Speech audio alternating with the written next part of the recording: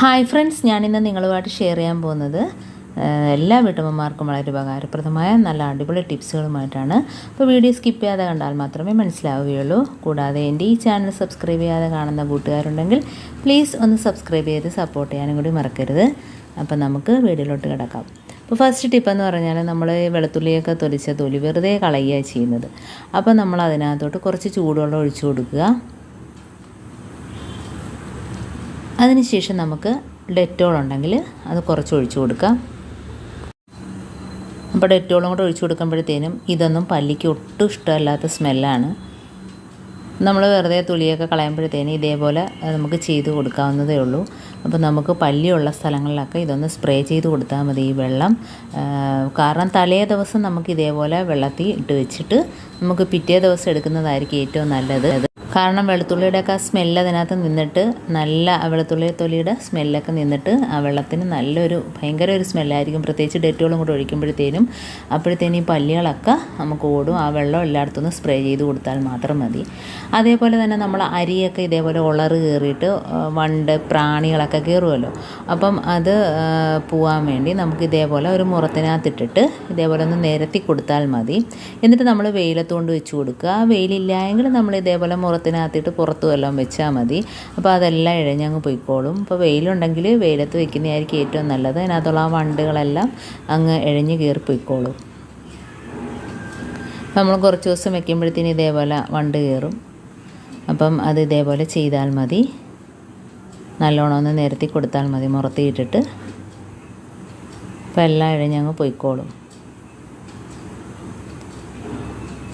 ഉണ്ടോ ഇതേപോലെ ഒരുപാട് വണ്ടുകൾ കുറച്ച് ദിവസം കഴിയുമ്പോഴത്തേനും നമ്മൾ പച്ചരി സൂക്ഷിക്കുമ്പോൾ ഇതേപോലെ ഉണ്ടാകും. അതേപോലെ മറ്റേ ചാക്കരിക്കകത്തും ഉണ്ടാകും. ചാക്കരി നമ്മൾ ഇതേപോലെ സൂക്ഷിക്കാൻ വേണ്ടി വണ്ടും ഒന്നും കയറാതിരിക്കാൻ വേണ്ടി നമ്മൾ ഒരുപാട് ഇതുപോലെ മേടിച്ച് സ്റ്റോക്ക് ചെയ്യുമ്പോഴത്തേനും അതിനകത്ത് കായപ്പൊടിയുടെ ടിന്നുണ്ടല്ലോ. അപ്പോൾ ടിന്നാണെങ്കിൽ നമ്മളതിൻ്റെ ഹോള് കാണത്തക്ക രീതിയിൽ ഇങ്ങനെ ഓപ്പൺ ആക്കി വയ്ക്കുക. അപ്പം അതിനകത്ത് പൊടിയുണ്ടെങ്കിൽ നമുക്ക് അടച്ച് വെച്ചിട്ട് ഇതേപോലെ ഒന്ന് കുഴിച്ച് വെച്ച് കൊടുത്താൽ മതി അരിക്കകത്ത്. അപ്പോൾ ആ സ്മെല്ല് കൊണ്ടിട്ട് അതിനകത്ത് വണ്ടും പ്രാണികളും ഒന്നും തന്നെ ഉണ്ടാകത്തില്ല. അരി ചീത്തയാകാതെ നല്ല ഫ്രഷായിട്ട് തന്നെ എപ്പോഴും ഇരിക്കുകയും ചെയ്യും. അപ്പോൾ ഇങ്ങനെ ചെയ്യാത്തവരൊന്ന് ചെയ്ത് നോക്കുക.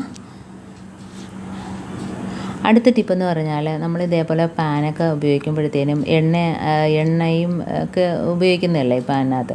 അപ്പോൾ പിന്നെ തീ കയറിയിട്ട് ആ സൈഡ് ഭാഗം മഞ്ഞ കളറിലിരിക്കും. അതല്ലെങ്കിൽ കറുത്ത് പോകും. ആ സൈഡ് ഭാഗം കണ്ടോ, ഞാൻ തൊട്ട് കാണിക്കുന്ന സൈഡ് ഭാഗം. അപ്പോൾ അത് പോവാൻ വേണ്ടിയിട്ട് നമ്മൾ സ്ക്രബ്ബറിനകത്ത് കുറച്ച് ഉപ്പ് പൊടി ഇടുക. എന്നിട്ട് അതിനുള്ളിലൊന്നും ആകാതെ സൈഡിൽ ഒന്ന് അത് വെച്ചൊന്ന് തേച്ച് കൊടുത്താൽ മാത്രം മതി. ഇപ്പോൾ പ്രത്യേകിച്ച് അതിന് സോപ്പോ കാര്യങ്ങളോ ഒന്നും തന്നെ വേണ്ട.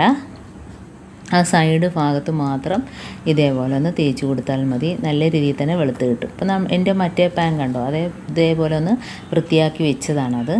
പക്ഷേ ഇതിനകത്ത് ചെറിയ കളറുണ്ടായിരുന്നു. അതാണ് ഞാനിങ്ങനെ തേച്ച് കാണിക്കുന്നത്. അപ്പോൾ എപ്പോഴും ഇങ്ങനെ ചെയ്യണമെന്നില്ല. അപ്പോൾ ഒരുപാട് ഉപയോഗിച്ച് കഴിയുമ്പോഴത്തേന് ഇതേപോലെ മഞ്ഞ കളറുണ്ടെങ്കിൽ ഇതേപോലെ ഒന്ന് തേച്ച് കൊടുത്താൽ മതി. നല്ല ക്ലീനായിട്ട് തന്നെ കിട്ടുകയും ചെയ്യും. കണ്ടോ, അപ്പോൾ ഇതേപോലെ തന്നെ നല്ല രീതിയിൽ തന്നെ വെളുത്ത് കിട്ടുകയും ചെയ്യും. അപ്പോൾ ഞാൻ കഴുകി എടുത്തപ്പോഴത്തേന് കണ്ടോ നല്ല രീതിയിൽ വെളുത്ത് കിട്ടിയിട്ടുണ്ട്. ഇപ്പോൾ അടുത്ത ടിപ്പെന്ന് പറഞ്ഞാൽ നമ്മൾ വാസലിനും കർപ്പൂരവും കൂടെ ചേരുമ്പോഴത്തേനും ഭയങ്കര ഒരു സ്മെല്ലാണ് ഈ കർപ്പൂരത്തിന്. അപ്പോഴത്തേനും നമ്മൾ കർപ്പൂരം ഇതേപോലെ ഒന്നോ രണ്ടോ എടുത്തൊന്ന് പൊടിച്ച് ഇടുക. അതിനകത്ത് കുറച്ച് വാസലിനും കൂടെ മിക്സ് ചെയ്യുക. അപ്പോൾ നമ്മുടെ ഈ ചൂട് സമയത്താണേലും തണുപ്പ് കൂടുന്ന സമയത്താണേലും നമ്മുടെ കാലിനകത്തൊക്കെ വിണ്ട് കീറലൊക്കെ ഉണ്ടാവുമല്ലോ. അപ്പോൾ അത് ഇതേപോലെ ഒന്ന് തേച്ച് കൊടുത്താൽ മതി. നല്ല വ്യത്യാസമായിരിക്കും. രാത്രി നമ്മൾ കിടക്കുന്നതിന് മുമ്പായിട്ട് ഈ വാസലിനും കർപ്പൂരവും കൂടെ ഇതേപോലെ കലർത്തിയത് ഒന്ന് വിണ്ട് കീറുന്ന കാലിൻ്റെ ഉപ്പൂറ്റിയിലൊക്കെ ഒന്ന് തേച്ച് കൊടുക്കുക. അപ്പോൾ നല്ലൊരു മരുന്നാണിത്. അതുകൂടാതെ തന്നെ നമുക്ക് ഈ പല്ലിക്ക് ഒട്ടും ഇഷ്ടപ്പെടാത്ത ഒരു സ്മെല്ലാണ് ഈ കർപ്പൂരത്തിൻ്റെത്.